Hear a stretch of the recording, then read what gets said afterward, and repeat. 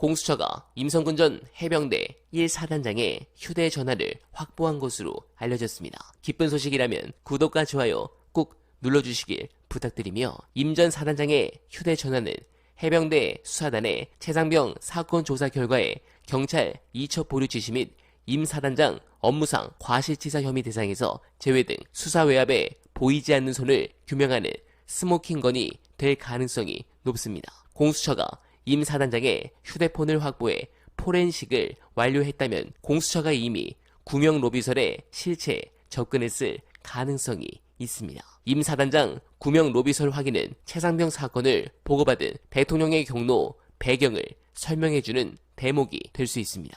관련해서 중요한 영상 보시고 이어가 보겠습니다. 임성근 사단장의 핸드폰을 가져간 것은 굉장히 의미가 있는 게 뭐냐면요. 네. 그때 임성근 사단장한테 그 기쁜 소식을 누가 전했는지를 공수처는 알고 있을 거예요.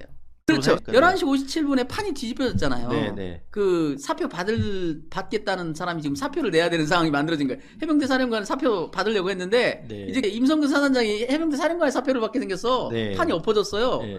그 기쁜 소식을 누가 전달했는지 우리는 몰라요. 공수처는 알겠죠. 왜? 통화 기록이 있을 테니까. 네. 임성근 사단장의 당시 통화를 보면 그 기쁜 소식을 전한 사람이 있을 거 아니에요. 대통령실일 가능성이 그럴 수도 아닌가요? 있고 뭐 국방부일 수도 있고 네. 해병대 사령부일 수도 있고 해병대 사령부가 가장 합법적인 거죠. 아니면 다른 제3의 네. 그 외부의 민간인일 그렇죠. 수도 있는 거죠. 그러니까 네. 그 해병대 1사단장한테 그 기쁜 소식을 전한 것을 누가 전했는지를 공수처는 알고 있을 텐데 우리는 모르니 그걸 가지고 가설을 세우. 네, 공감합니다. 임성근 폰에서 차후 윤석열과의 여러 통화 기록이 나온다던가 또는 김건희가 나오게 된다면 이거 더 버틸 수 있겠습니까? 심지어 임성근은 윤석열이 휴가 중이던 작년 8월 초 저도에서 직접 만찬에 참여했다는 구체적 증언까지 터지기 시작했는데 이건 쉽게 이렇게 끝나지는 않을 것 같습니다. 그리고 이건 너무 결정적이죠.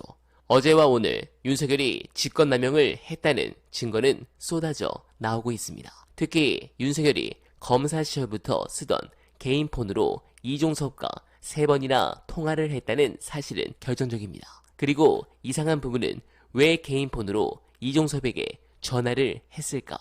물론 건희가 했을 것 같은 합리적 의심도 들지만 대통령실 공식 전화 통화는 공식적인 기록이 남기 때문일 가능성도 배제할 수 없습니다. 물론 개인 폰도 이번 사례처럼 통화 기록과 위치까지 남지만 이 경우는 문제가 된 후 통화 내역과 위치 조회를 했기 때문입니다. 윤석열은 공식적인 기록만 남기지 않으면 사적인 통화 내역까지 조회할 정도로 일이 커질 것이라고는 생각하지 않았던 것 같습니다. 그런 부분에서 윤석열 탄핵은 이제부터 시작했다고 볼 수 있습니다. 관련해서 중요한 영상 안내드리며 이만 인사드리겠습니다.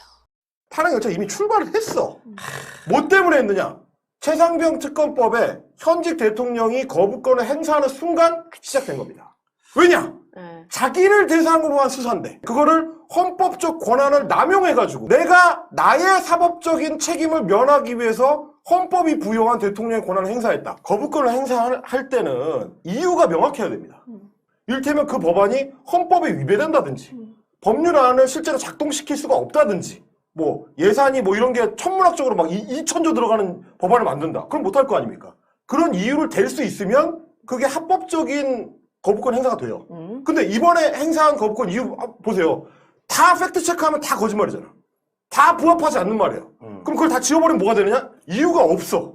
단 하나의 이유. 나를 대상으로 한 수사를 막겠다. 그럼 뭐예요? 헌법 위반입니다. 탄핵 사유.